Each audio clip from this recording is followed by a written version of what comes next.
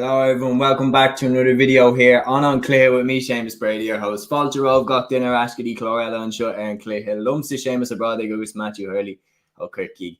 Welcome guys, another episode on Cluiche. We're going to run through all of the club action. This is week 3 of myself and Matthew trying to keep up with the 100 gazillion billion matches that took place across the country. Matthew, how's the form with yourself? Cork Championship, some big results there as well. Obviously, the main one that was showcased was Middleton beating Aaron's Own. Of course, that was on TG Car on Sunday. But plenty of matches in Cork, plenty of matches across the country.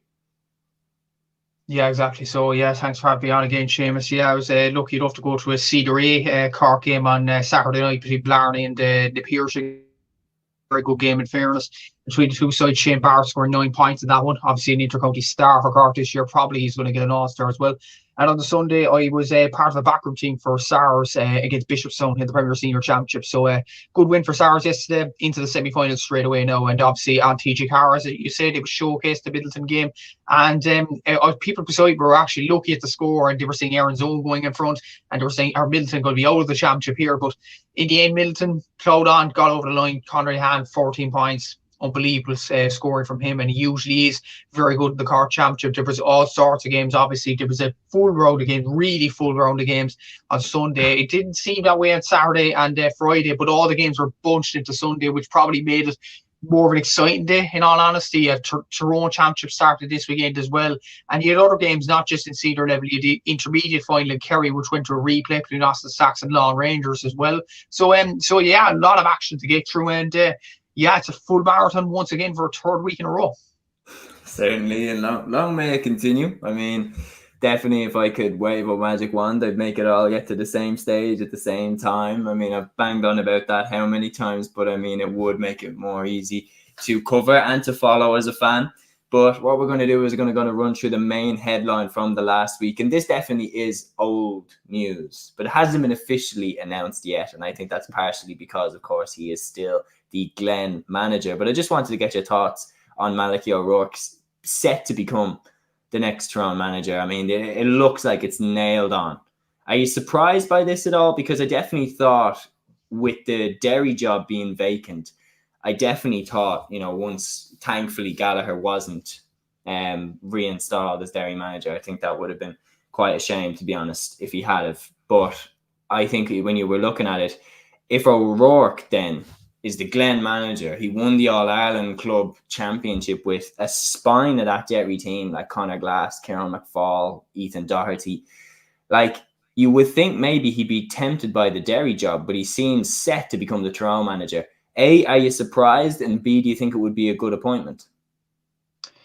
I was surprised by the appointment, really, because of one reason, and that was obviously he was the manager of Monaghan in the mid-2010s, and you had the rivalry with Tyrone, the Sean Cavanagh pull down, the Teardom can dive. You had the All-Ireland semi-final in 2018 as well. I didn't think Malachy O'Rourke would go to Tyrone, honestly. You would, if you said this back in 2018, 2019, 2020, you would have said, what? Are you serious? They spoiled the party a lot for that Monaghan side, didn't they? They constantly stood in front of Monaghan and historic achievements.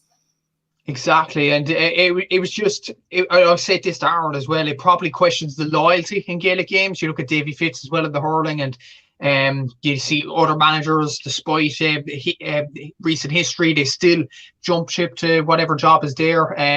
But to be honest, like if Malachy O'Rourke was the manager of Derry, there would have been a problem there, and that was the Watty Graham's Lane and Slotneil divide. So in that sense, it wasn't much of a shock that he wasn't the Derry manager, in all honesty. The fact he's gone to Tyrone, do I think it's an excellent appointment for Tyrone? Absolutely. Do I think he'll get the best out of the younger players on the panel? Absolutely. Do I think he's potentially going to win an All-Ireland with Tyrone? 100%. I think he's an outstanding coach. I just think with the recent history with himself and Monaghan and the rivalry that they had, especially in the 2010s, I just felt it was a surprise because of that. And kind of upsetting as well that Paul Devlin didn't get the shot as well. The under-20 manager, he's managed Tyrone for so many years at underage now. Kind of disappointed that he didn't get the glitz and the glamour appointment from his point of view, because he's been absolutely excellent for the under-20s, and he knows the likes of Dara Canavan, Rory Canavan, Shea O'Hare, Owen McElhone inside and out. But Malachy O'Rourke, I think it's an excellent appointment for Tyrone. If you said it back in 2019, I would have been absolutely shocked. But look, Malik O'Rourke is the Tyrone manager, and I think it's a good appointment. Yeah, no, like I think it's only a matter of time before the official announcement comes. I think with the club championship season, I think if Glen were to get knocked out, I think we'd hear it the next week. But all signs point to go. Do you think that it will affect Glen's club campaign? I think it may have already done so because Glen haven't done well in the Derry Championship. Looking at the results here and there, obviously, either of us don't watch the Derry Championship religiously. That's probably obvious given our counties and the fact that Derry has been shown a TG4 or RRT, yes, this season. But look at Derry, Watty Graham's Glen's results. They struggled to beat Balahi. They lost to Schlockneil. They struggled in another game as well, in round 3 as well. I just feel like, and with Schlockneil there to try and beat, I just feel like Glen are affected already, in all honesty, and I don't think they are as good as they were last season. So I think you might see a situation where Schlockneil win the Derry Championship and then Malik O'Rourke appointed as Tyrone manager in the next 3 or 4 days or so. I think that would probably be the way things will go, in my opinion. But to be honest with you, Séamus, I think it has affected the Glen boys already because the results aren't good by the looks of even the roundup of results and stuff like that over the weeks. Yeah, no, I would agree. I think there's the element of they finally got to the top of the mountain. I think when you look at how heartbreaking they lost to Kilcoo in the Ulster final, of course, 3 years ago, then losing the final to Kilmacud Croke, in that fiasco in Croke Park, and then finally getting over the line in a really dramatic run as well. Like you look at like the Derry Championship itself is long. Like you have to play a lot of games, and then to get out of that, to beat Slough-Neil and everything like that, and then to get out of Ulster as well, beat Kilcoo, get into the next round, beat Kilmacud in a dramatic game, and then really pull it back from the brink against Bridges in the final. And then given the year that the Glen boys have had with the Derry County side, I would put a lot of money that Glass is knackered and McFall is knackered, and it feels like they've been in a constant onto the next drama, onto the next crazy situation or crazy game and everything like that. And when you consider as well what the Derry camp has been like over the last year, it's been nuts, to be honest. Like from Gallagher to Kieran Mina having to come in, to Mickey Hart coming in out of nowhere, and now him being gone. And it was pretty clear he was going to go after the dramatic fall off in results. But yeah, we are going to jump into the results. And what we're going to do is we're going to go through it day by day. And then I'm going to do that thing where I read out the results to my absolute, not a good day to be my oxygen. But anyway, guys, we have a few people watching as well live. If you have any games that stood out to you across the weekend, or indeed let me know what was the highlight from your individual county club championship, whether it was senior, intermediate, junior, junior B, junior C, junior D, all the highlights, let me know about it in the comments below. I'd absolutely love to hear it.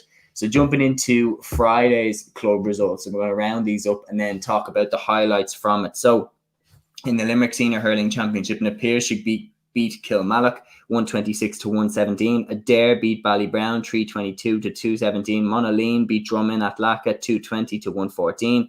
Kildimo Paliskenry 112. South Liberties 112. That was actually on Thursday. In the Tyrone Senior Football Championship, Carrickmore beat Drumore in the last minute 11-10. Ardbow beat Eden Dork 112 to 10 points. That was on Thursday as well. The Clare Hurling Championship, Newmarket on Fergus drew with 6 Mile Bridge 119 each, and Crusheen 319. St. Joseph's Dura Bearfield 18 points. Meath Senior Football Championship, Simonstown Gales beat St. Columkills by 114 to 210. Nafina beat Seneschalstown 114 to 111. They were both on Thursday as well.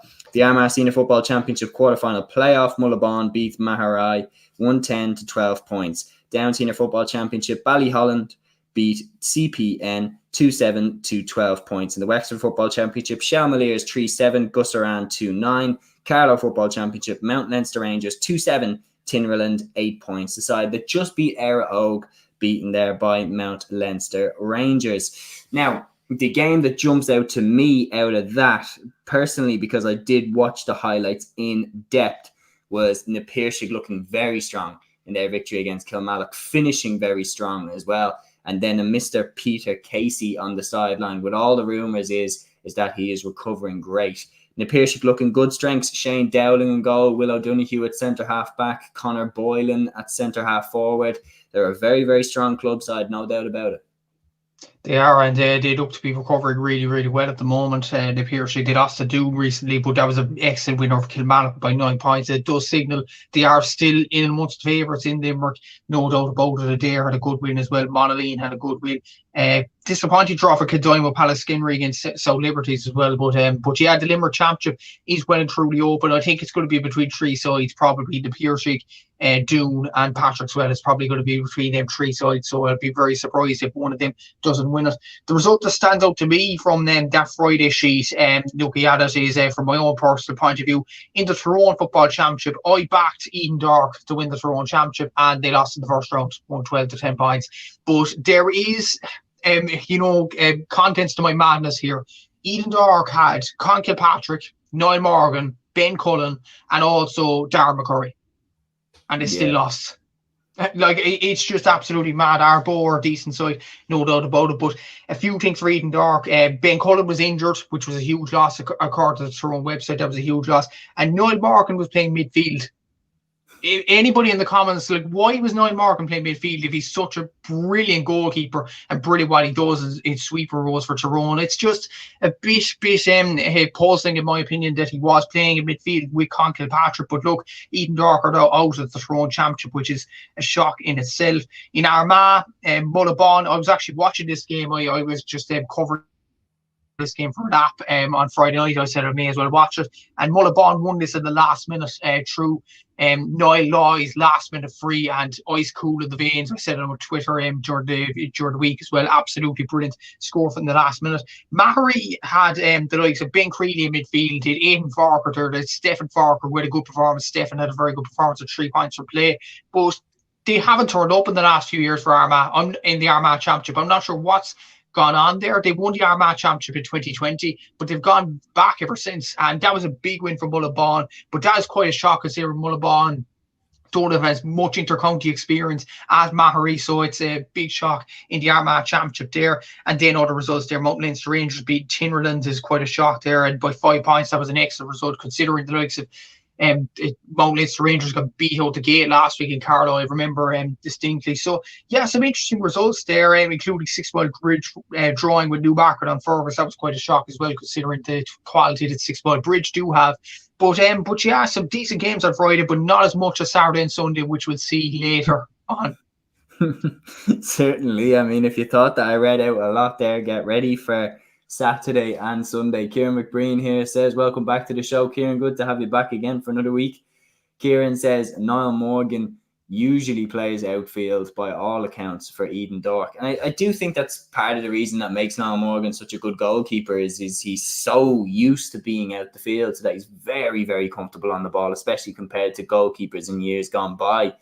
It's definitely an interesting one. Like, do you play a player where they are their best or where they can help the team their best? And I usually would be one that would be saying, look, play the player where, they can help the team the most. And I would be saying, like, William O'Donoghue, for example. I personally think if I'm making my Ireland 15 in hurling, I'm putting William O'Donoghue as my number 8.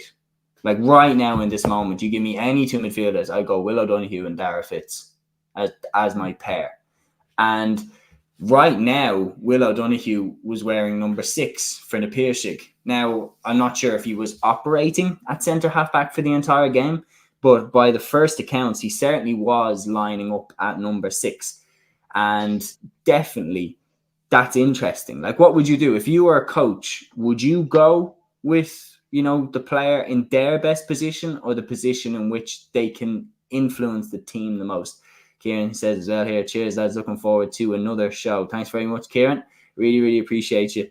Matthew, what would you do? Yeah, it's a difficult one, I suppose, because we've seen clubs over the last few years. I see that they're doing work for the Limerick Voice and UL last year about Patrickswell. I was watching Patrickswell closely last year because of their failures in the Limerick Championship. And what I noticed was they played Dermot Burns, Cian Lynch, and Aaron Gallan in their exact positions that they play for Limerick. Aaron Gallan was in the corner, Dermot Burns was at number 5, and then Cian Lynch was at centre forward. And I was thinking to myself, could they have utilised those sorts of brilliant players better? Could they put Aaron Gillane at centre forward or Cian Lynch at midfield and possibly even Dermot Burns at midfield? But maybe some clubs think differently. Like the Piercy, it clearly works for them putting Will O'Donoghue at centre back. With the Eden Dark thing, the thing is with them though, and this is the thing that puzzles me. I know he has played outfield usually for Eden Dark, Niall Morgan. I'm not discrediting that. They already have a top class midfielder there in Colin Kilpatrick though. Mm-hmm. So what's the need to put Niall Morgan there? So that was my kind of qualm with that. There are other clubs up and down the country that utilise this kind of thing. Patrick's well don't do it, and maybe that's why they don't win as much Limerick championships as they usually do. So yeah, it's a difficult one. It really is. In some cases, yeah, do it. Like the Piercy thing with Will O'Donoghue, I think that's a fine thing because Will O'Donoghue, what he is an expert at, rather than his midfield qualities, obviously, is sweeping in front of the defence. So I think that's probably a master move for the Piercy to do that. At the same time as well, could Patrick's well use the likes of Aaron Gillane in a better light? Could they use him a bit better? But it's about being smart as well. Like with Eden Dark, you already have a top class midfielder called Kilpatrick. Why do you need to complicate the whole matter? Just put Niall Morgan back in goal, because then you have kind of a balanced kind of a system. You have Niall Morgan in goal, you have Ben Cullen in the defence, you've Colin Kilpatrick in midfield, and you have Darren McCurry in the forwards. That would be much better balance, in my opinion. I'm not sure what Kieran thinks of that, but I'm not sure what you think of that, Séamus. But I just feel like that would be a better balance to go with the team. That's probably why Eden Dark probably failed to get over the line in Tyrone this year as well. So yeah, it's an interesting one. Some clubs do it, some clubs don't. It's a hard one to call. Yeah, no, definitely. Like, it's a really, really interesting point. Look, Ardbow are a good side, and the Tyrone Club Championship is extremely competitive. Like, Errigal Kieran won it last year, and they were I think they were the first team in over a decade to go back to back, weren't they?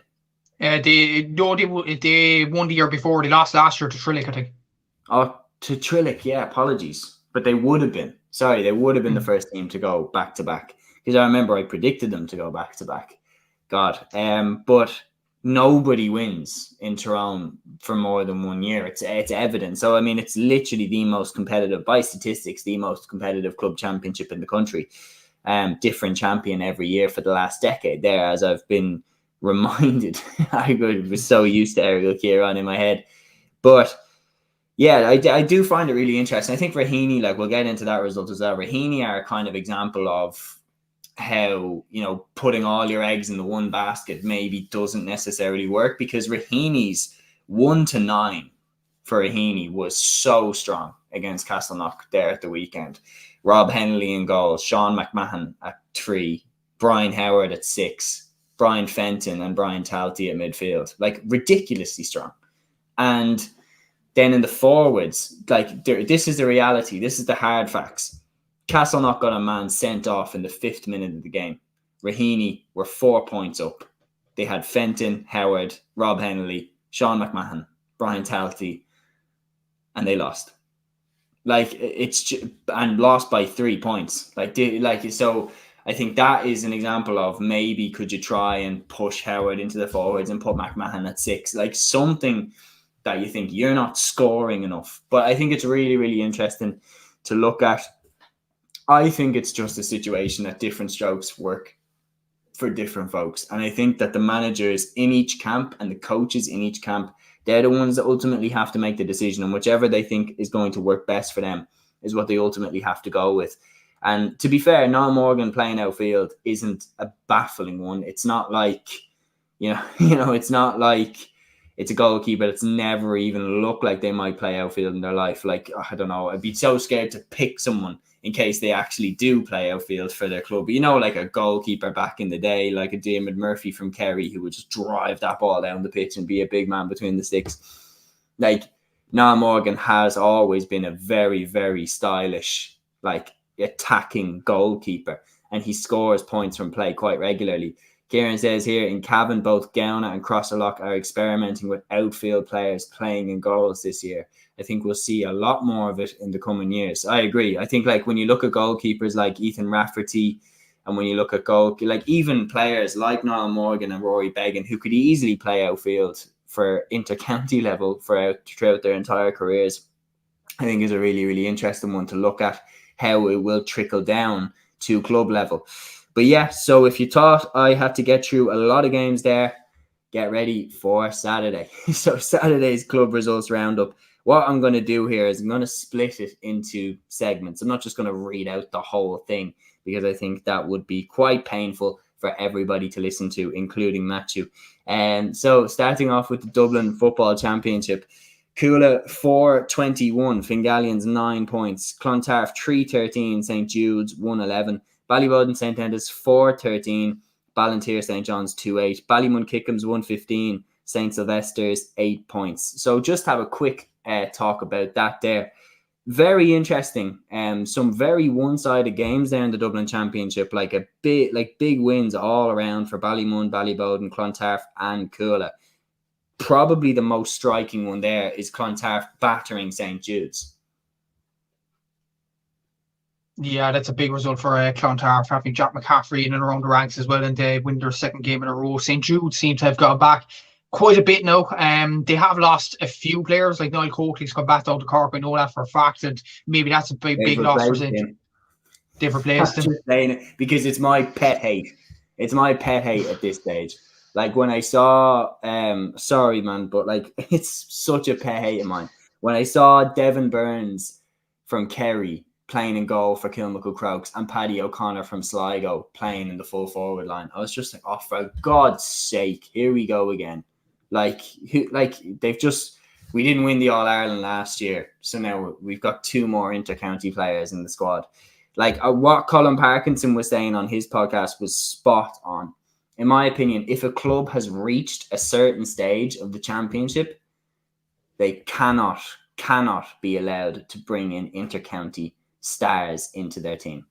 Because if it's not about the distance, and if it's not about playing for a big club, if it really is a matter of just distance and convenience and wanting to stay fit and wanting to play for a GA club while you're up here, there are plenty of GAA clubs in Dublin. There's 93 GAA clubs in Dublin. You do not need to play for the best club in Dublin. You can play for another club and try and up their level. Like, you know, the way that they have it in the NBA or the NFL, where they have like drafts where the team that finishes lowest gets kind of first pick or anything like that. Now, I'm not saying that we should have drafts for players that just want to move up to Dublin, but I am saying that if you are in that situation where you want to transfer to a club in South Dublin, that you don't pick the biggest club in South Dublin and maybe the biggest club in the entire country, that you pick someone who is relatively close, like a Ballantyre St John's or something like that. But a very, very good club, Ballantyre are a fantastic club and have lots of numbers as well, but they didn't make it to the Dublin semi-finals last year. Do you get what I mean? Mm-hmm. Yeah, it's a difficult one to process. Obviously, Kilmacud have a lot of players coming in. Paddy O'Connor, obviously, and Devin Burns are 2 examples there. Who have Jude's replaced Coakley? Jude's full forward line. Jude's full forward line in the last game was Liam Connerton, who's an inter-county footballer with Longford. Dara Rooney was named at number 14. Okay. Now I'm not sure, that could just be another Dara Rooney, but I'm pretty sure that's Dara Rooney. And then in left corner forward was Pat Spillane. So obviously that's Sligo, Pat Spillane. And then in goal was Brendan Flynn, the Leitrim goalkeeper. Okay. And at centre half back was Oisin Manning, who has played for Wicklow. And I think maybe the Oisin Manning one, to give that credit now, Oisin Manning I think did declare for Wicklow while he was already playing for Jude's. So I think that one has a little bit of an asterisk beside it. But like, Jude's have been a club who have definitely benefited from picking up players from down the country. Everybody does it, but it's definitely a pet hate of mine. Yeah, it certainly didn't work in this game against Clontarf. Clontarf looked to be all over them. 8-point victory in this one. And Jude's maybe don't take inter-county players in the future. But look, That was a bad defeat to take for Judes. They're cool. Had a good win over Fingalians as well. Ballyboden as well against Ballantyre St. John's, as you mentioned. Ballantyre are a very strong club, obviously, but that was a mighty beating that they took off Ballyboden. I'm very interested with Ballymun's form because we all know Ballymun, not intercounty players now in Dublin, have some excellent players. Dean Rock, James McCarthy, you have Dylan Keating there as well. You have Philly McMahon. You have John Small, you have Paddy Small, you have superb players in Ballymun. And correct me if I'm wrong now, Seamus, they've won 3 games out of 3 in the group stage. Yeah, Ballymun. they look very good. So are they a team to watch in Dublin? They've been a team to watch for so many years in Dublin down through the years, and then they flatter to see they fall flat in their face. And the thing that Aaron said a few years ago, or maybe it was recently, really stuck with me about Ballymun. It was because Dublin were an All-Ireland run. The likes of Dean Rock, the likes of James McCarthy got a bit tired as soon as the club championship hit. Dublin go out in the quarterfinal this year to Galway, and they hit form. Ballymun might be a dark horse for the Dublin championship this year. They look very good on form, and their players are seeming to do very well. Paddy Small scored a belter of a goal in round 2. I remember I put it up on page. Absolutely superb finish. So they're. And man, to tag on to your point, what's the one year that Ballymun won the Dublin Club Championship? 2020. When the pandemic hit and Dublin weren't playing. So when Dublin are giving a break, whatever way it happens, whether it's the pandemic or whether it's getting knocked out early, Ballymun tend to then perform better.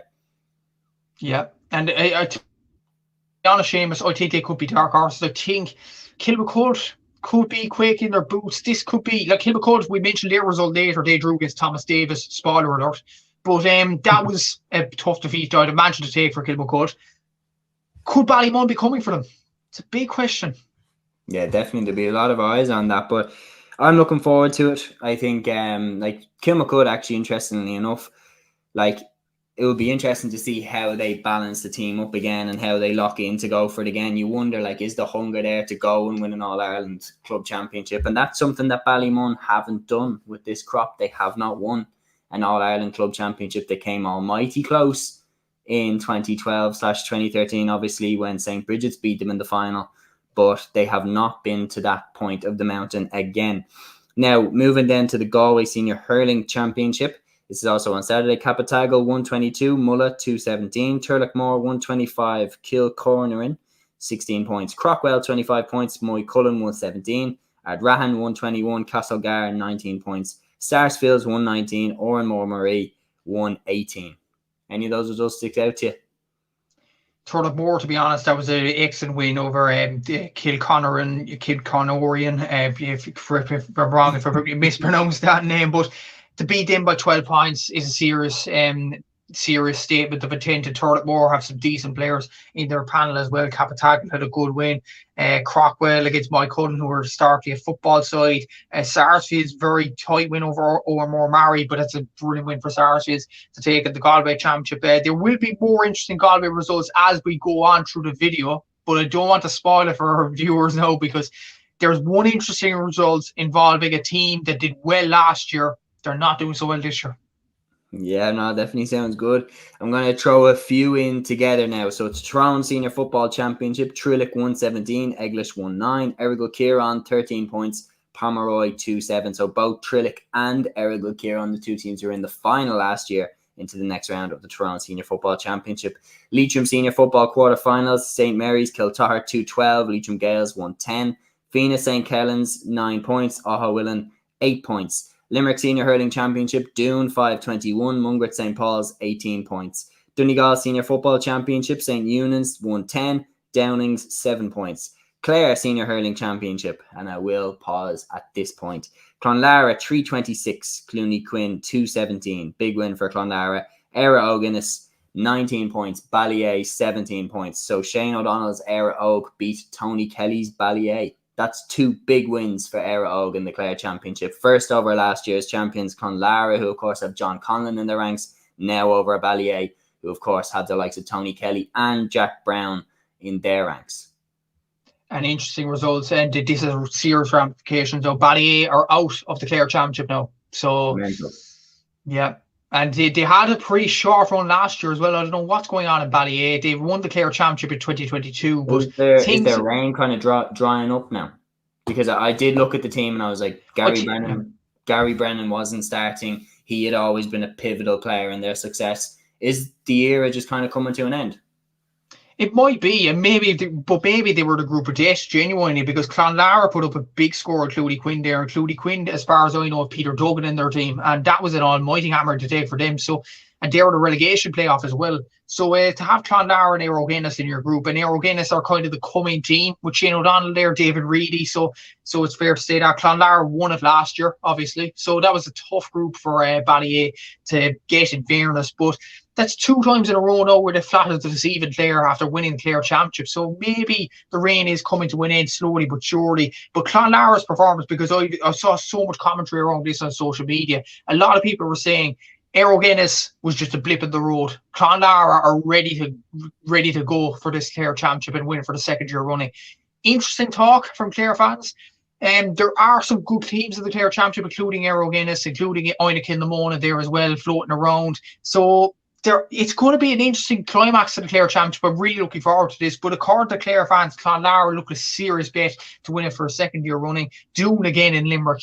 What can I say? They're my favourites to win the Limerick Championship this year, and that's a serious result to put up against Mungrove. 5-21. That's 18 points. It's a magnificent score there. And yeah, you have Darrow Donovan fit, you have Adam English, you have Pat Ryan. They look serious at the moment, Doon, and they beat the Pierce again. They beat Patrickswell already in this championship. Watch the space. Doon are probably going to win the Limerick Championship this year, all going well. And then other results, St. Mary's, Kiltoggart and Venus St. Callum's going through lead from expected. Errigal Kieran beat Pomeroy by only 3 points. That was kind of unexpected in a way because,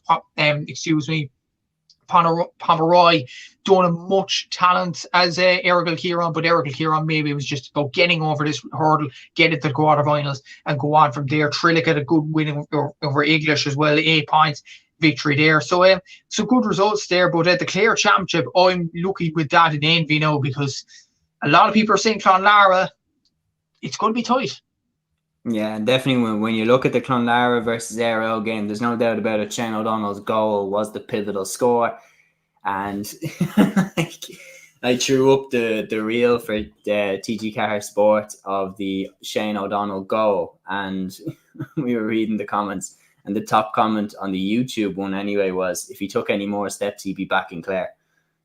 So a lot of people weren't happy with the amount of steps O'Donnell was taking, and that score proved to be the difference between the two teams. So really, really interesting if those two teams are to lock horns once again. Kieran says, as much as the Tyrone people love the straight knockout, I'm not sure it does anything for the development of players. Maybe I'm wrong, but a Tyrone team haven't won an Ulster Club Championship since 2002. I mean, Matthew, when you put it like that, you mean it is kind of hard to argue with facts like that. But that being said, from a consumer point of view, the Tyrone Championship is box office, because you really never know who's going to go out at what stage. I mean, how many years over the last 2 years have we had, last year's champions be knocked out in the first round or in the quarterfinals or anything like that?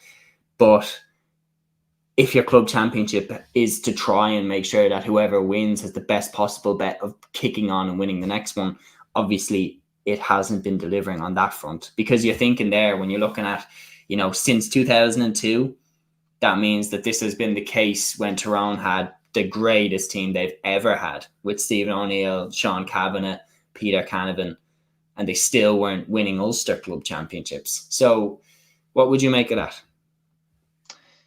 Yeah, to be fair, I've said this on Aaron's channel, your channel, and I think this is a fair assessment of it. In terms of entertainment and the consumer, as you said, the Tyrone Championship is the best probably in the country. Yeah.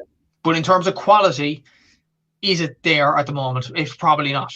And there is arguments from certain people on social media, more so this year than any other year, for every other county to follow the Tyrone Championship structure, to have a knockout straight. Would I be a fan of that? No, because I think the group stage still has its moments, in my opinion. Maybe that's me being biased, coming from the Cork structure, and you're from the Dublin structure, obviously, with the group stage. Galway has a group stage, Mayo has a group stage, Kerry has a group stage, albeit with 8 club sides. So every club championship in the country has group stage, but for Tyrone. Should we change it to accommodate them? It is an interesting point. It's been talked about more this year than any other year. But yeah, I think like Errigal Huron are probably the only team capable of winning the Ulster Championship, if that's fair to say, from Tyrone. Trillick had a good run up, obviously last year, taking Scottstown all the way to extra time in the semi-final, but don't have the quality of players that Errigal Huron have, arguably. So I think Errigal Huron are probably the side to look at and say, okay, they can win Ulster. But if any other side wins the Tyrone Championship, you wouldn't say they're automatic Ulster champions. For example, I know this is COVID now, but this stands out to me as a Tyrone winner. Donegal and Thomas Clark won it in 2020. They didn't have any inter-county standard players. They had the likes of Kieran Barker, yes, from cornerback. They had Paul Donaghy, but they didn't have anybody in the Tyrone team at that time. So that probably epitomises that any team could win it from Tyrone. And that brings up the entertainment value. But does it bring up the quality value? Probably not. And it's an interesting point to make that every county championship should accommodate the Tyrone structure. I don't know what you think about this yourself, but I'm still okay with the group stage. I just would kind of want every club championship structure to operate on a more or less similar basis, because being honest, the way that it all is now, the GA need to look at this and go, okay, from purely entertainment point of view, all the top sports, they make it abundantly clear to the fans what is going on. Like, I'll put it this way. If you look from this video on YouTube now, something that is absolutely mad, but there is not a beginner's guide to Gaelic games up online. And but there isn't also an explanation as to what is going on in the club championship. It's very much up to fans to find out what stages each club championship is at. And as you said, and as I've experienced myself, some counties are fantastic with getting results out and letting you know what's coming up. Some counties are not great at it. And that's not a fault of the counties themselves. Some counties just don't have the staff. Some counties just don't have the volunteers. Some counties just don't have the people working to make this happen. But the reality is, I personally think the club championship would massively benefit. Like, I know that this is definitely a very ambitious thing, but in my opinion, as the split season continues to develop and as more attention keeps turning to the club championship at this stage of the year, because people know that the county season will be finished, I think that the club championship really needs to start being looked at as one giant competition. And if we can start to try and get individual county club championships to start around the same time, like kick off more or less on the same weekend and have their finals more or less in the same 2 or 3 weekends, so that we know that in these next 2 or 3 weekends, everybody is going to decide their champions. Every final is going to be played. And it's much, much easier to keep up with that as a fan, rather than the current status quo of the Kerry hurling final has just been played and the Tyrone Football Championship has only kicked off. Dublin's still in the group stages, and there's other counties that have already played their semi-finals. Like, it's so hard to keep up with what the hell is going on. And your best bet right now in this moment is to just watch your own individual county championship, then get out of that, and then look up who has won the other county champions. So I personally think the GA would greatly benefit from marketing the club championship as one giant competition and starting it more or less at the same date, with champions more or less being in the same couple of weekends. And then, as we said actually on a video before, maybe have the finals around New Year's Eve, just so you can make an absolute landmark out of it for the GAA year. I'm going to jump through the rest of the results. So the Armagh Senior Football Championship, Crossmaglen Rangers 214, Grainmore 11 points, Clonagale 13 points, Sarsfields 10. Meath Football, Dunshaughlin 413, Ballinabrackey 5 points, Summerhill 113, Dunamore Ashburn 111. Monaghan Senior Football Championship, Cromartin 117, Aucknamullen 213, Scottstown 119, Corduff 113. Roscommon Senior Football Championship, Boyle with a big win, 217 to 11 points of Castlereagh St. Kevin's. Westmeath Senior Football Championship, Tang 110, Athlone 110. St. Loman's 219, Tyrrell's Pass 118. So St. Loman's, the dominant force in Westmeath over the last year, is not looking like anything's changing. Coralstown Kinnegad 113, Corry 19. And then keeping with the football championships, Fermanagh, Kilnally 114, Timor Shamrock 7 points, Enniskillen Gales 511, Balnalek 13 points, Sligo, Coolera Strandhill 415, Calgary St. Joseph 6 points, Eastkey 2-6, Tubbercurry 12 points, Wexford Senior Football Championship, St. James's 114, Buncloddy 210, Castletown Lee Mellius 1-7, Killenarin 10 points, Starlights 311, Glenbarntown 113, Carlow Football then Palatine 2-9, Clonmore 2-8, Era Og 110, Rathvilly 110, Waterford Football then Galtier 114, on Rin 1-8. Out of all those football championships, can you just give me one result that jumped out at you?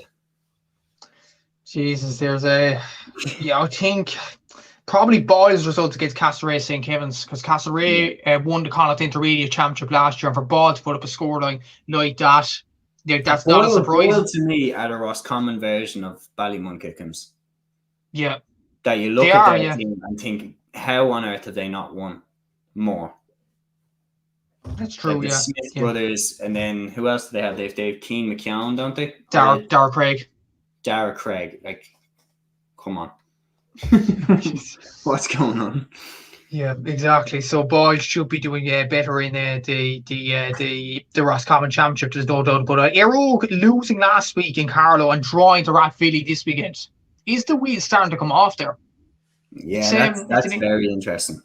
Yeah, so any Carlow fans, explain that to us in the comments below. Obviously, Crossbeglen had a good win. Obviously, had St. Lomas with a good win expected as well.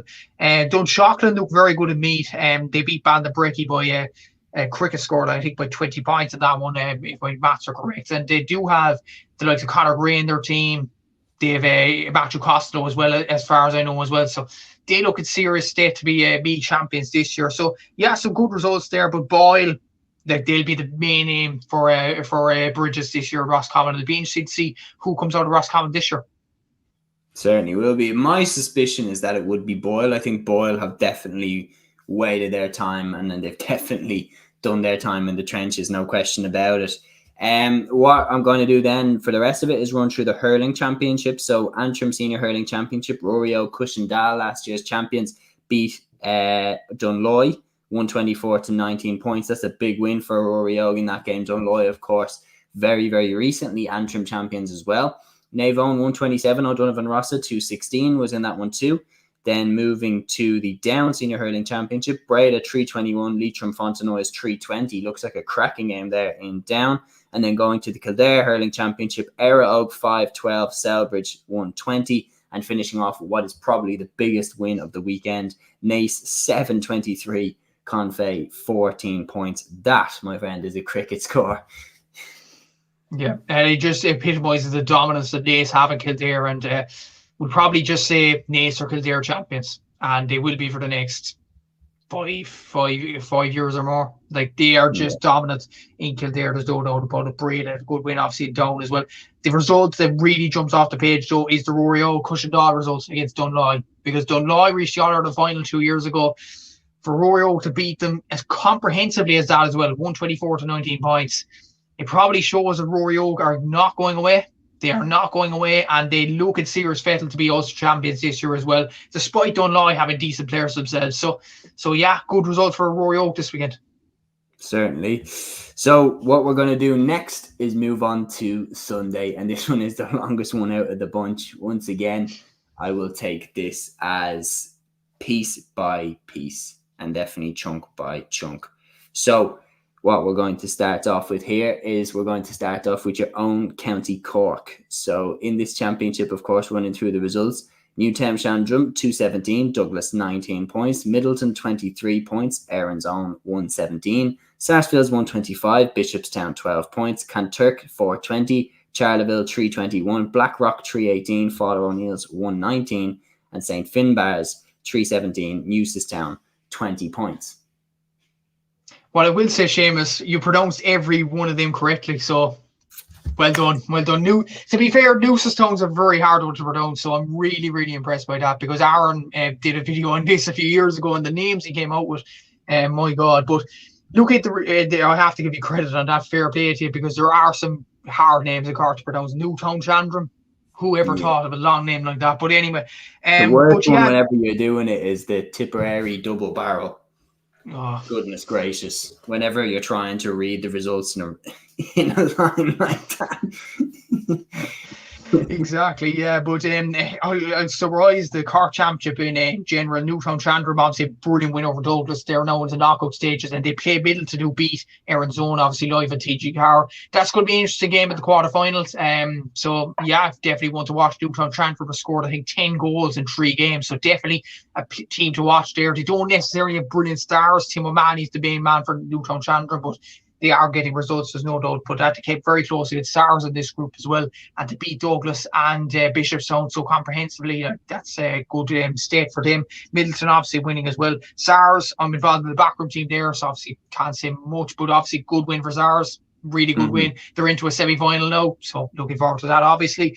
Cantork beating Charleville, and Cantork, this is the first time in their long history, apparently, that have reached the knockout stage of the Premier Senior Championship with Cork. So well done to Cantork, well done to all involved there. Magnificent results of beating Charleville, and they're in the knockout stages, and they'll face Blackrock in the quarterfinals. That's going to be a hard task for them, but brilliant achievement already to reach the quarterfinals there. Blackrock against Father O'Neill's, that could have been a banana skin for Blackrock, but a good result nonetheless. Father O'Neill's, the influence of Decky Dalton obviously beating St. Finbarrs in the last game, they would have been on a high, but Blackrock, Alan Conley leading the attack there. Robbie Cotter didn't score anything this weekend, but is still a very good player. Fionn Coleman's a good player up and coming for Blackrock as well, and they obviously play Cantork at the quarterfinals. Father O'Neill's now have to go into a quarterfinal against Emo Kelly, the divisional side, so that's going to be a difficult game for them. Emo Kelly are more less county side. You have to look at Jack Leahy and Seamus Harney and Kieran Joyce in that team, so that's going to be a very difficult assignment for Father O'Neill's to overcome. There's no doubt about that. St. Finbarrs beat Newstown, obviously not enough. St. Finbarrs were already knocked out of the championship. This was basically a relegation semi-final. And in the end, both sides, despite Newstown being on 0 points in group, they survived a relegation playoff. And that's a massive congratulations to Newstown, obviously, in their first year back up at Premier Senior West Cork Club. They do really well in promoting football and hurling.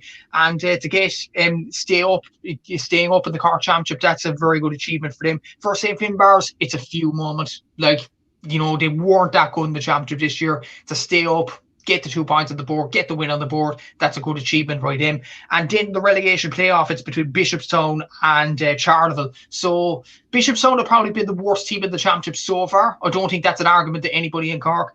But Charleville, they lost a thriller in that game against Cantork. And I just wonder, in a straight shootout game against a side that have been really bad, really, in 3 games, I just wonder will Bishopstown be up for that game. Charleville have the quality, obviously. Darragh Fitzgibbon, Player of the Year nominee, obviously, but Bishopstown will be waiting in the long grass.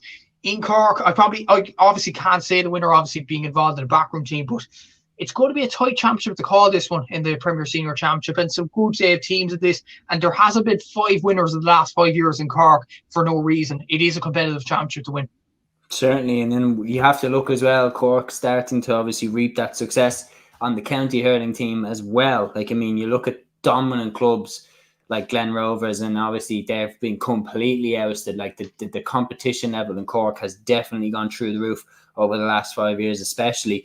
Moving back then to my county, Dublin, for the Senior Football Championship, the results on Sunday: Nafina 120, Lucan Sarsfields 411, Castleknock 14 points, Raheny 11 points, Kilmacud Crokes 11 points, Thomas Davis 1-8, Skerries Harps 1-7, Vincent's 10 points. Now, obviously, the result that I was focused most on the weekend, because I was covering it, was the Castleknock Raheny game, but there's no doubt what result absolutely jumps off the page at you there. Kilmacud Crokes drawing with Thomas Davis. Now, they were out at Parnell Park, they were away down in O'Toole Park, but that result definitely is the one that jumps off the page. Nafina against Lucan Sarsfields as well looked like it was an absolute cracker.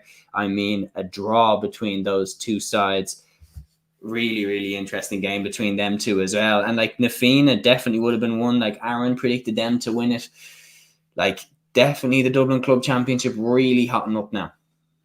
It definitely is, and it's going to be very interesting to predict in the next few weeks. You look at Ballymun in very good form, as we mentioned before, and Kilmacud, that is a strut in the road, drawing against Thomas Davis. Thomas Davis are normally a side that I see that don't normally have inter-county standard players, but by God, they're a team. They're good. They're a really good team. They're really good oil machine, obviously, and that's a massive draw to get against Kilmacud Crokes. I know it's a group game, but that's a brilliant draw to get in fairness to them. That's a very good result in fairness to them as well. I think they've only 1 point on the board. Is it, Séamus? Did Skerry's Harps? Skerry's Harps definitely pushed Kilmacud close, but did they beat They pushed them close. No, Kilmacud Crokes did beat Skerry's Harps. And Thomas Davis and Skerry's Harps? Is Skerry's Harps in that, or? No, Skerry's lost that one. Okay. So what happened is Skerry's went into the Vincent's game needing to win it. And if they had won it, they wouldn't have gone level on points with Vincent's. But Vincent's got a last-minute draw. So who progressed out of that group? I believe it is Vincent's and Kilmacud Crokes. I could be wrong. It's between Vincent and Davis anyway. Thomas Davis. Like, I feel like I watched St. Vincent's obviously against Kilmacud Crokes. I wasn't impressed by them watching them live. Thomas Davis to get a draw against Kilmacud Crokes. I would imagine Thomas Davis would be more of a dangerous opponent if they were to reach the knockout stages than Vincent would be. I think everybody would be in agreement with that.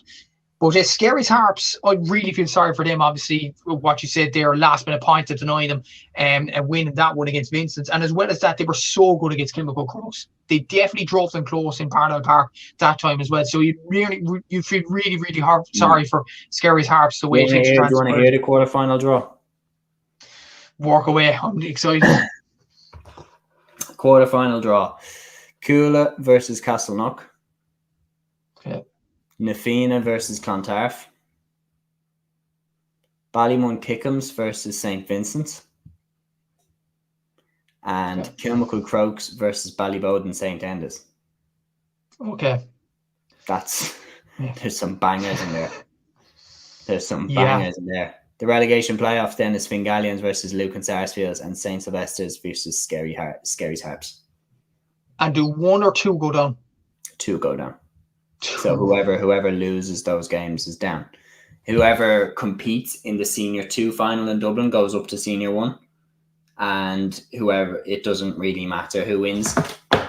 Like obviously, you want to win, but you're still going up either way. Interesting. I would imagine Kilmacud would beat Ballyboden. I know Ballyboden last year, but I mean, who knows? Kilmacud. It's a different game, yeah. Different game. Look, I still fancy Kilmacud Crokes with Ballyboden. Could definitely put it up to them. I would imagine. Shame. Yeah. Exactly. Ballymun should wipe Vincent's aside. I've watched Vincent's. I wasn't really impressed with them. It's Castleknock against Coola, is it? Castleknock Coola, yeah. I think Castleknock will win that. And Clontarf Nafina. I would back Nafina in that one. I think it will be Castleknock, Nafina, Kilmacud and Ballymun in the final 4. And is there a bracket in this by a matter of interest, Séamus? Are Ballymun and Kilmacud at separate sides to the draw? I don't think so. But I'm not 100% sure. Yeah. If they were to be on separate sides of the draw, that would be some final. Yeah, that would be unreal. So what we'll do now is we'll move on. We'll get into the rest of it because we still have a lot to get through. I'll run through other results. So in the Galway Hurling Championship, Loughrea 318, Clarenbridge 118, St. Thomas's 118, Gort 21 points, Tommy Larkin's 225, Kilmore Daly 118. I will stop here because St. Thomas's also drawing with Gort. Yeah. Interesting.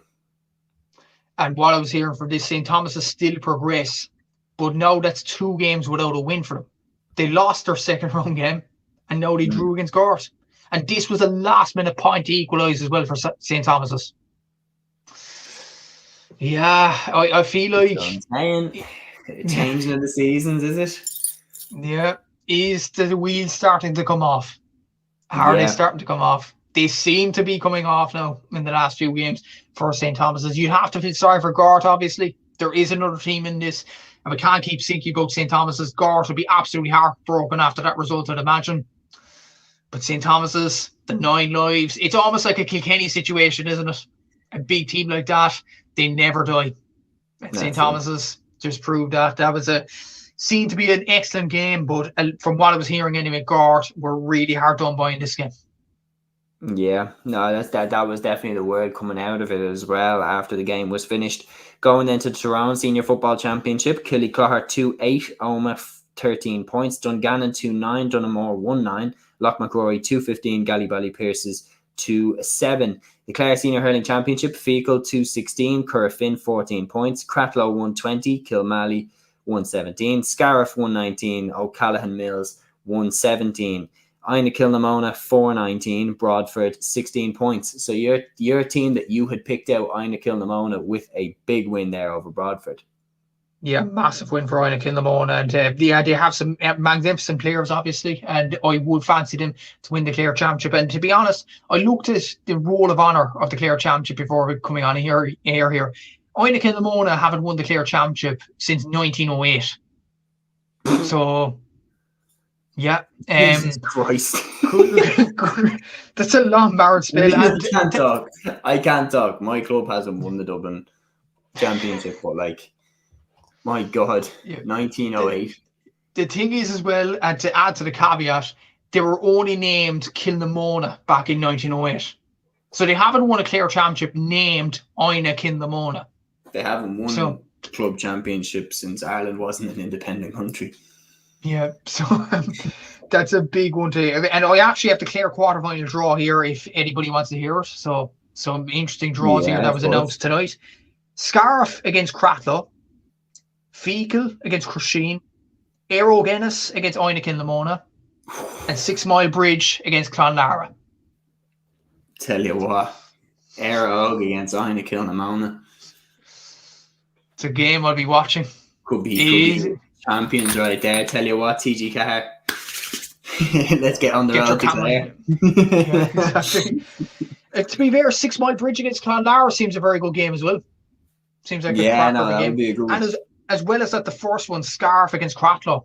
Because Cratloe obviously have a massive history in Clare hurling, and Scariff have a notoriously young team with the likes of Mark Rogers in it as well. So 3 tasty ties there. You'd imagine Fecal would be Crusheen. I would imagine Fecal would have enough for them. I might be proved wrong on that. But the other 3 quarterfinals, that's a cracking draw. Certainly. Right, we'll jump into the more football action then. So moving to the Donegal Football Championship, St. Michael's 6 points, Guidor 5 points, Four Masters 6 points, Ardara 5 points, Glenswilly 2-11, Sean McCool's 12 points, Kilcar 2-17, Clockcanfuela 8 points, Glenfin 2-8, Killybegs 11 points, Nave Cunnell 4-11, Aarua 5 points, Cluckanlea 2-14, Nave Nalia 6 points. Cavan Senior Football Championship, Ballina 115, Lavey 113, Cavan Gales 111, Ramor United 110, Crosserlock 214, Mullahoran 8 points, Castlerahan 516, Larry United 9 points, Ballyhays 212, Kingscourt Stars 111, Gowna 15 points, and Killygarry 2-8. So looking there at some Ulster Football Championship action from Donegal and Cavan, there's definitely some big results there, especially for Castlerahan and Kieran McBreen. Definitely says Honda Rahan. Of course, big result there, 5-16 to 9 points over Lara United. I mean, that's definitely a result that jumps off the page. Huge win. And to add to it as well, our good friend John McMahon apparently is a Castlerahan man. Oh, wow. So should have known that, John. I'm sorry. But that was some result for them, to be fair to them, over decent Lara United, obviously. Kingscourt Stars are now out of the Cavan Championship, which is quite the shock. Didn't expect that. I mean, especially then, I remember they were very, very impressive a couple of years ago, especially. And the fact they signed Jordan Morris in recent years as well from Meath. Signed. Picture of them all in jersey. Sorry, Kingscourt, but you brought it on yourselves. But yeah, some decent results there, Brammer. United obviously losing by a point. That was quite a shock there. Crosslock looking serious Vettel to win the Cavan Championship. They beat Mullahoran by 12 points. That was a serious result there as well. Gouda looking serious Vettel as well, beating Kilgarry by a point. People laughed at me for saying Kilcar could win Donegal. They hammered Clough Fulla there by 278 points. That's a hammer in there. So, and Kilcar have Ryan McHugh and Paddy McBrearty in their ranks. So I don't get what's the laughing there. They have some good players, and they could go on and win it there. Sean McCullers losing to Glens Willie. I know Glens Willie have Michael Murphy in their ranks, but Sean McCullers with the likes of Oisin Gallen, that was quite a shock in my opinion, to lose as heavily as they did there. Nave Quinnell obviously winning well in that one as well. And you had 2 games there, 6 points to 5. Must have been fun watches there in Donegal. But look, some decent results in Donegal. Results to Joe Bradley. Yeah, exactly. But yeah, some decent results in Donegal and Cavan there. But yeah, some interesting championship results there. Certainly. Charlie Walker here says hi. So definitely pass back our hi to you, Charlie. Thanks for tuning in. Kieran says, how have Kilcar not won more in Donegal, considering they have the McBreartys and the McHughes? Of course, you'd forget that Paddy McBrearty obviously has a brother as well, Stephen McBrearty, and then McHugh as well with Mark and Ryan and everything like that. It is an interesting one. I think there's clubs like that around the country. Boyle is the one for me, and Roscommon. Ballymulkickham's definitely is that in Dublin, where you would look at it, the players and the list of players that they have, and you would look at that and think, how on earth have they not won more? And jumping into more football championships from around the country, in the Meath Football Championship, St. Peter's Dunboyne beat Nagale Culumkill 2-8-1-6. Wolftown's 2-13, Curraha 8 points. Ratoath 8-19, Rathkenny 11 points. Bad day at the office for Rathkenny. Screen 116, Trim 1-8. The Offaly Hurling Championship, Burr 16 points, Kinnity 12 points, Shinrone 115, Belmont 11 points, Kilcormac Colohy, last year's champions in Offaly, 118, Kildare 15 points. Sear Kieran 116, Tullamore 3-8. Laois Hurling quarterfinals, St. Lazarians, Abbey 2-18, Port Laois 2-9. So Port Laois losing heavily there. Camross 2-18, the Harps 116. Armagh Football Championship quarterfinal playoff, Clonairin 12 points, Ballymacnab 7 points. Monaghan Football Championship, Inniskeen Grattans 113, Killarney 110, Latin 113, Dunamine 10 points. Westmeath Senior Football Championship, the Downs 10 points, Killucan 8 points, Mullingar Shamrocks 219, St. Malachy's 7 points. Shandonna 110, Moat Al Whites 17. Louth Senior Football Championship, St. Patrick's 115, St. Bride 18, St. Mopta's 116, Cooley Kickham's 15. Newtown Blues 214, Geraldine's 212, Sligo Football Championship, St. Mully's Scales 210, Drumcliff Ross's Point 113, St. Mary's 311, Curry 213. Down Football Championship, Glen 111, Clonduff 19, Antrim Senior Hurling Championship, Lochiel Shamrocks 215, Ballycastle 11 points. Fermanagh Football Championship, Aaron Gales Belique 12 points, Devonish 9 points, Derry Donnelly Harps 312, Derny St. Joseph's 8 points. And then we have, believe it or not, we have more, I believe. Yep. Will I read them out? If you want to take over, because you know what I feel like, Matthew? Did you ever play career mode back in the day on FIFA? Do you know if you ever simulated a match and you came back out and that guy's voice came over just being like, Arsenal 2, Manchester United 1, or so and then that's what I felt like reading out those results there. Yeah, exactly. Final score. I remember final score with Gar Crooks and the BBC and all that. That just brings up memories, reading out even inter-county league results and club results and things like that. But yeah, it's absolutely brilliant. But I'm willing to give you a break, Séamus. I'll take over for the rest of the club championship results and butcher a few pronunciations, but forgive me if I'm wrong here. The Wexford Senior Football Championship, Naveena 11 points, Sarsfield's 11 points, St. Anne's, Rathagan 10 points, Crossabeg, Ballymurn 8 points. The Kildare Senior Hurling Championship, Quilduv 215, Leixlip 16 points, Maynooth 414, Ardclough 14 points. The Derry Senior Hurling Championship, Swartra 380, Namaha 9 points. Kevin Lynch's 518, Owen Rua 15, Shotneil 220, Lavi 13 points, Banagher 118, Bandascree 12 points. The Waterford Senior Football Championship, Cashmore Kinsale Beg 1-8, Rowan Moore 4 points. Bandacorty 212, Kilrosanti 1-7. Rathcormac 415, Bricky Rangers 4 points. The Down Senior Hurling Championship, Ballygalget 23 points, St. Pat's Portaferry 117. So last year's Down champions being beaten there. The Cardiff Senior Football Championship, Old Lakeland 216, Bagellanstown Gales 9 points. The Roscommon Senior Hurling Championship semi-finals, Four Roads 121, Roscommon Gales 112, St. Dominic's 415, At League 310. The Wicklow Senior Hurling Championship, Bray Emmett's 315, Emmett Carnon Vua 113, St. Patrick's 48, Kiltegan 38, Arrow Greystones 119, Glenealy 216, and finally the Longford Senior Hurling Championship, Longford Slashers 116, Cluiche 111. My goodness gracious. Yeah, that is an absolute ton of results. So what I'll do is I'll pick out the result from Sunday that definitely jumps out to me, apart from the ones that we have already discussed. And I mean, as you said there, the amount of games to choose from is absolutely sensational. I think looking at the Antrim Senior Hurling Championship, there's definitely an interesting storyline there with Lockheed Shamrocks beating Ballycastle 215 to 11 points, because obviously they're going to want round 2 with Rory O'Cushendall. I mean, they definitely looked like they might be on their way to becoming the Antrim Hurling champions last season, before obviously Rory Oak had completely different ideas about that. What would be the result that jumps out to you out of those?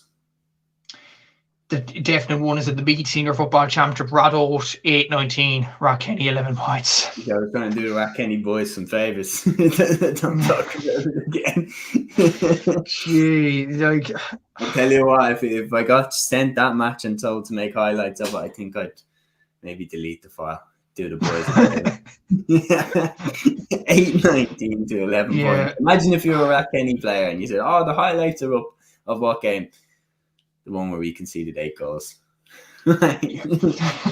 maybe leave that one. Let's not watch that one. Yeah, it's an absolute ton of games over the weekend. I mean, fair play to you, man, for keeping up with the post. I know I said it to you last week and the week before, and probably the week before that as well. But definitely, guys, to everybody watching, give Matthew a follow at Gaelic Statsman if you want to keep up with the club championship at all. It's the best place to do it. All of the information in one spot. Really interested in your thoughts on this, Matthew. So obviously we have in the club championship now, and we briefly touched on it in the debate, and this is the last question I'm going to ask you before we wrap up another episode, is we have across the board so many different structures. We have group stages, we have round robins, and we have, of course, straight knockout like we have in the Tyrone Championship, and then group stages like we have in the Dublin Championship, and etc. And there's so many different variants. And in counties like Kerry, you have the Club Football Championship, and then you have the County Football Championship, where they have the amalgamations of East Kerry, North Kerry, West Kerry, everything like that. Which one do you think actually serves the county the best in terms of like producing the best teams that they have? Because it is a bit naive, in my opinion, to just look at it and go, well, who's won the most in terms of senior county All-Irelands? Because while you would be saying, okay, well, Kerry have won the most All-Irelands in the men's football, and Kilkenny have won the most All-Irelands in the men's hurling, you do also have to take into account population and county size and history and everything like that, and talk about pound for pound what each county is getting out of what they have. And then with that argument, you start to look at counties like Monaghan, who have been punching well above their weight for a decade now. Which county do you think is kind of operating their club championships in the best structure, in your opinion? And if we were to rebrand, which one do you think would be the best entertainment anyway for the club championships to watch? Said before, I think the Tyrone Championship is the best for entertainment, but in terms for the best for the county, you have to look at the group stage, because you look at Dublin, managed their population well, managed the club as well there as well, and it's a group stage format. Mayo, I know they haven't won the All-Ireland per se, but they have reached a lot of finals, group stage. Galway, done well at both codes, group stage. Cork, big count. Obviously, Cork is in the good example, obviously, but it is a group stage. Kerry's a group stage as well. I just have the qualms with Kerry, obviously, having 8 clubs. There should be more. I just feel like group stage is probably the way to go about things. And a lot of people are suggesting that the club championships should start in September and have the leagues in July and August. But my argument is the leagues in club level will give players that don't play inter-county a chance to shine in the leagues. They're played then in June, May, April, March. The inter-county players then go off, play for their counties in the Alliance League or the All-Ireland Championship, and let the players that don't play inter-county play league. I just feel like it'll give more of a chance there. And then the club championships to begin in, let's say, August and September and all that. Obviously, there is the issue with club championships not starting at the same time. And there was an article in the Independent recently that I read that all club championships seem to start around August, July as well, end of July. And the only 2 championships that didn't start at that time, they only started in September, were the Waterford Football Championship and the Tyrone Football Championship, which started last weekend as well. And there is the argument as well, and even in my own county Cork, even before the split season, the county finals would have taken place around the Halloween weekend before the split season even came in. It's the same this year again.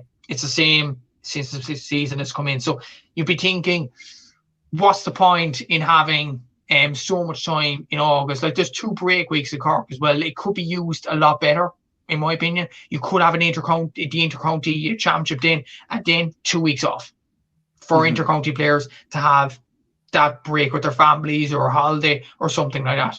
There should be a break in terms of that. In terms of, I think groups is probably the way to go when you look at the success that the likes of Dublin has had, like the likes of Kerry has had, Mayo, Galway, and all them. Donegal's group stage, I'm sure, as well. Or Donegal is around knock stages as well. I'm not entirely sure. Derry have done well in the Ulster Championship for the last few years. They have a group stage format. So yeah, I think group stages is probably the way to go, and I think it's the route to stay for club championships up and down the country as well. And yeah, yes, there may be too many county championships and things like that up and down the country. And you mentioned the size in counties and stuff like that. You mentioned there's 93 clubs in Dublin, I think it is. In Cork, it's over 200 clubs, so you have to accommodate every single one of those to have as much as you can in the county championships as well. There are some dual clubs, but there are single clubs as well that play solely football or solely hurling. It's how do you build county championships in terms of that? But yeah, you have Monaghan as well. For Monaghan have about 12 clubs overall. So there are different shapes and sizes throughout different counties and all that. Monaghan. What's that? Monaghan. I think for Monaghan it's 12 or something like that, or 16. I looked it up literally just there. So it said according to Ulster GAA, the Fermanagh County Committee have 22 affiliated clubs, 19 football, 1 hurling, and 2 dual. Okay. So because I did go straight to Fermanagh to think about, because I did hear that as well. I remember there was a number like 13 or 14 in my head, but I just wanted to double check, obviously, before I give my opinion on it. So I think, as I said earlier on in the program, and for anybody who is in, I'd be interested to know what anybody thinks about this, because I said this earlier in the program as well. I think personally, as the split season continues to develop and, the coverage around the games continues to get better around the club championships and everything like that, I think the GA could really benefit from looking at the club championships as one giant competition, rather than each county being its own separate little competition running at completely different times. Because as a fan, as somebody who is trying to cover the games, it is really difficult to keep up with what stage of the championship everybody's at. We have certain counties that are already finished, like the Kerry Hurling Championship is already done. The Kerry Club Football Championship is already done. And then you have, of course, the Tyrone Football Championship that just kicked off over the last weekend, and the Dublin Football Championship has finished the groups. Like it's hard to keep up with the stages that everybody's at. But I feel like the GA would massively benefit if we somehow lived in a world where every county had the same structure and started at the same time. So if every county had, I don't know, the group stages of 4 groups of 4, and then you get out of that, your top 2 of each group go out for quarterfinal, semi-final, final, or knockout stages, or just straight knockout. But at least if we knew this weekend the football championships are kicking off, next weekend the hurling championships are kicking off, and every weekend is just more action, more action, more action. And we know that, like, in the middle of October, it's county final weekend.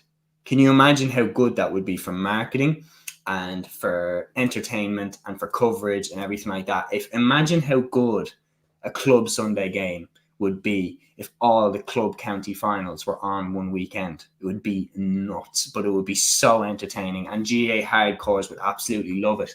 I think it just should be explored a little bit, and it's definitely a rough drafted idea of mine, but I would look at it and say, as the split season is becoming more cemented in the GA calendar, I think we need to look at making the most out of the club championship. And right now, it does seem like it's all over the place. Like, nobody is singing from the same hymn sheet at all. And then it's like as if you threw a jigsaw out on the ground, and eventually, piece by piece, we're just piecing it in together. But we should be on the same page from the get-go. And in my opinion, having one structure where it's just kicking off quarterfinal weekend, semi-final weekend, final weekend, and now provincial final weekend in a month or something, and then all Ireland finals. You'd be able to follow it as one giant competition. That's my statement on that. Put the soapbox away, and that does conclude another episode on Cluiche. Thank you so much, guys, to anybody who has tuned in. It's been another hour and 16 minutes in the book. Thank you so much to anybody that left a comment, especially Kieran McBreen, really getting involved in the discussion. Again, let me know in the comments below, guys, what was your highlight of the weekend across the club championship. Kieran says, great show again, lads. Until next time. Looking forward to chatting to you again there next time, Kieran. But yeah, guys, that is another episode. Creating an show Aaron Cluiche Mila Mahagwif Ostuck Fekins on Chlor Arish. Thank you so much, guys, for joining us. Until the next one on the show, take care.